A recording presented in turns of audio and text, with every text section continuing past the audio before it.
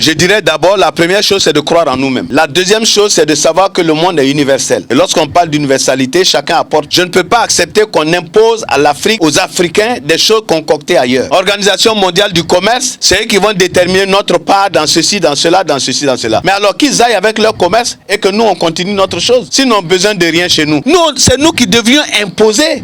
C'est pourquoi je dis que lorsqu'on parle du CFA et autres, je dis produisons d'abord. Quand nous produisons et que nous avons des choses à vendre, c'est là que nous pouvons agir sur la monnaie, n'est-ce pas? Okay. Alors donc aujourd'hui, toutes les matières premières du monde, c'est en Afrique qu'on vient chercher. Et c'est eux qui déterminent le prix de nos matières premières. Mais quand même, il y a quelque chose qui ne va pas. On devrait pouvoir se mettre ensemble pour dire non. On devrait voir la Banque africaine des matières premières. Que tous ceux qui veulent arrivent, qui disent qu'ils ne nous prêtent pas l'argent, on s'en fout. Parce qu'ils ne nous prêtent pas l'argent parce qu'ils nous aiment. Ils nous prêtent l'argent parce que ça fait marcher leur banque. Si on n'est pas là, leur banque ne tourne pas. Si on n'est pas là pour qu'ils donnent des armes pour nous tuer, leur industrie d'armement ne tourne pas. Donc tout ce qu'ils font là, c'est parce que nous croyons que nous sommes arrimés. Alors nous devons dire non, stop. Alors pourquoi devrions-nous cultiver de l'EVA sur nos terres? Vous savez que l'EVA, quand vous le cultivez quelque part, la terre sur laquelle vous cultivez l'EVA, cette terre ne peut plus rien produire d'autre. Et nous prenons nos terres pour cultiver de l'EVA pour leur donner. Parce qu'ils ont besoin de caoutchouc, l'EVA ne peut pas pousser chez eux. Alors mais je dis non. Si nous devons faire l'EVA, nous faisons les pneus aussi. Regardez la Malaisie. La Malaisie, ils sont allés faire de l'EVA. La Malaisie produit ses pneus. Ils sont allés faire le palmier à huile.